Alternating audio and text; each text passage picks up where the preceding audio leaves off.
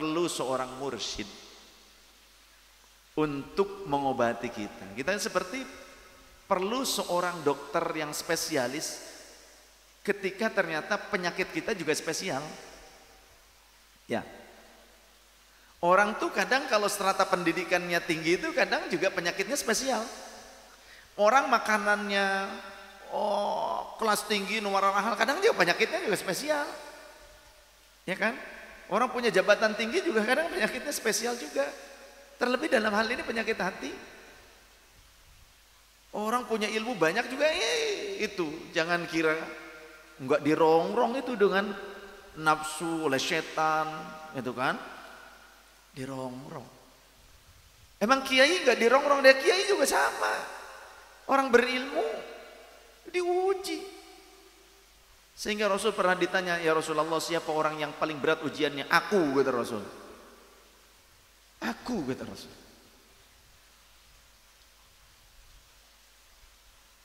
Kemudian para nabi dan rasul yang lain, kemudian para walinya Allah.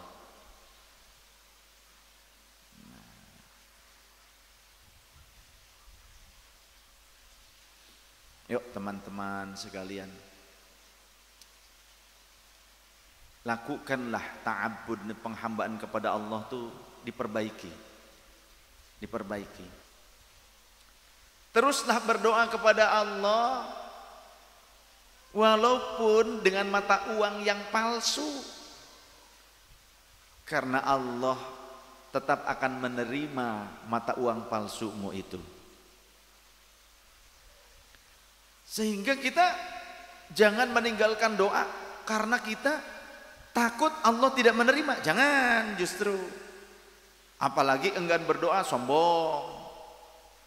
Walladzina yastakbiruna an ibadati, setelah kalimat ud'uni astajib lakum. Artinya orang yang enggan berdoa adalah orang yang sombong, malas doa, sombong. Berdoalah terus, kata sahabat Umar, aku tak takut, aku tidak khawatir jika doaku tidak diijabah. Yang kukhawatirkan jika Allah tidak memberikan hidayah kepadaku untuk terus berdoa. Jadi kalau kita enggan berdoa, enggan berzikir, maka coba koreksi, coba kita sadari bahwa bisa jadi itu adalah penolakan Allah sendiri. Maksudnya bagaimana? Bukan kita yang malas berdoa, bukan kita yang malas berzikir, tapi Allah yang tidak sudi disebut namanya oleh lidahmu. Dan Allah tidak sudi mendengar suara dari lisanmu. Itu yang kita khawatirkan. Ketika kita malas berdoa, malas berzikir, coba introspeksi. Bukan karena kita malas, mungkin saja karena Allah enggan mendengar kalimat-kalimat kepalsuan kita.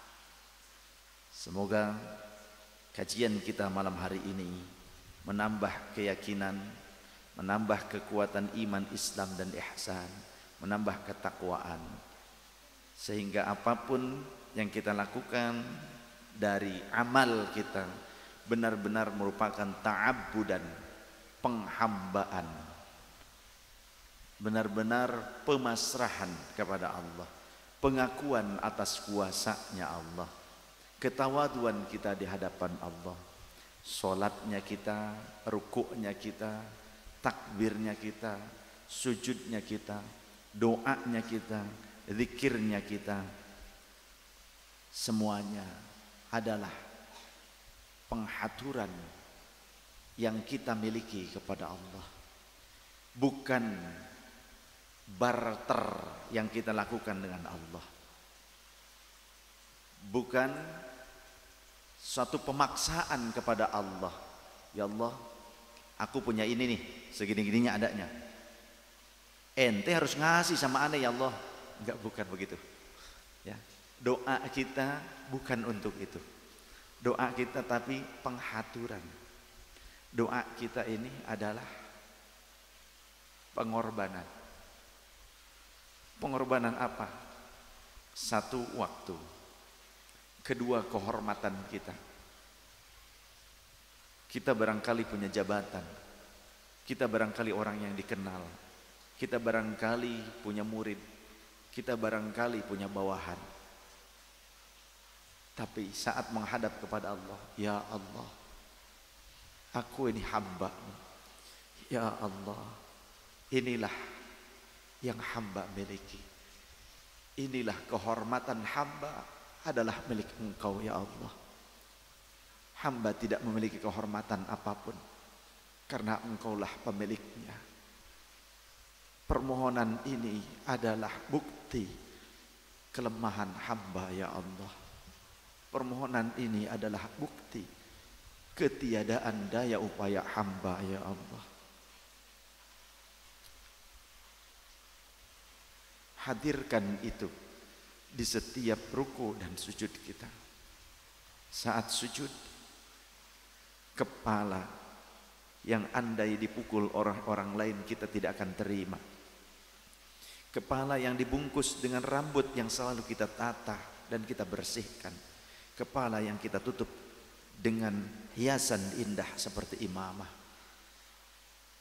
Ternyata kita simpan sejajar dengan telapak kaki dan lebih rendah dibandingkan lubang anus tempat keluarnya kotoran yang menjijikkan. Saat sujud kita ucapkan subhana rabbiyal a'la wa bihamdih. Sadari saat itu bahwa Allah yang maha suci, yang maha tinggi, dan pujian itu hanya Allah yang berhak menerimanya. Sedangkan kepala kita haturkan, kita sodorkan untuk Allah. Ya Rabb, ini kepala hamba. Ya Rabb, ini tanda kehormatan duniawi. Ya Allah, ini wajah yang selalu hamba rawat untuk mendapatkan pujian manusia. Wajah ini hamba tempelkan di tanah-Mu, di bumi-Mu. Wajah ini bukan kemuliaan milik hamba, ini adalah penghambaan-Ku. Simpan di tanah, simpan kepala kita di tanah. Andai ada orang menginjak sekalipun, biarlah terinjak.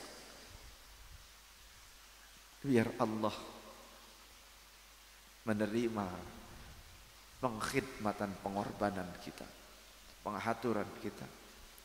Jangan dengan gagahnya, jangan dengan congkaknya di dalam sujud, kita masih tetap menuntut Allah subhanahu wa ta'ala.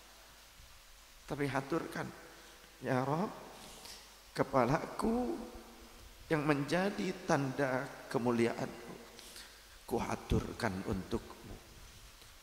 Jiwa ragaku, kehormatanku, kusimpan bahkan lebih rendah dari lubang anusku tempat keluarnya kotoran. Jangan ada kesombongan di saat sujud karena nasab, karena jabatan.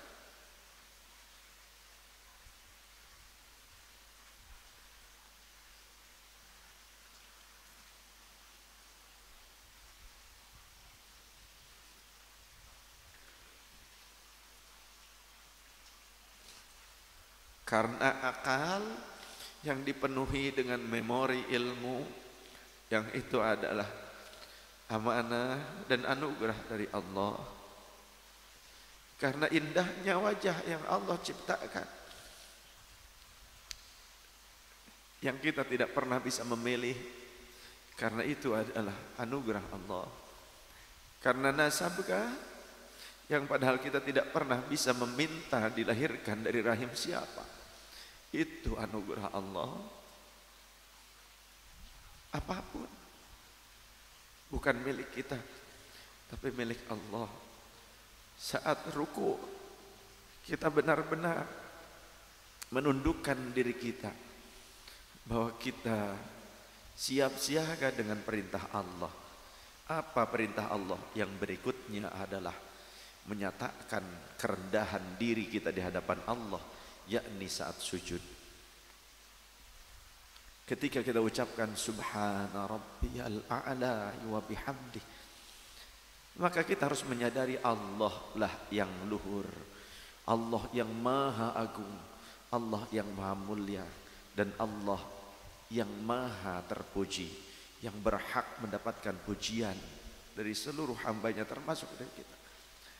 Ketika kita meyakini Allah yang maha terpuji, yang berhak atas segala pujian kita, saat sujud itu sampaikanlah dalam jiwa kita kepada Allah, ya Rabb, kemuliaan milik Engkau, pujian adalah hak Engkau, bukan hak hamba. Karena jika tubuh ini sudah tiada, jika tubuh ini sudah hancur sirna, hamba hanya seonggok mayat dan debu yang terinjak-injak oleh manusia. Ingatlah di dalam sholat kepada kematian. Jika ingin khusyuk, ingat selalu kematian. Wasta'inu bis sabri was salah wa innaha lakabiratun illa 'alal khashi'in. Minta tolonglah kepada Allah dengan sabar dan salat, dan sungguhnya salat dan sabar itu berat kecuali bagi orang-orang yang khusyuk. Orang-orang yang khusyuk adalah alladzina yadhunnuna annahum mulaqu rabbihim wa annahum ilaihi raji'un. Orang yang khusyuk adalah orang-orang yang meyakini bahwa ia akan menghadap kepada Tuhannya, ia akan kembali kepada Allah Rabbul Izzah. Apapun yang kita miliki saat ini tidak berarti apa-apa jika tidak dihaturkan karena Allah.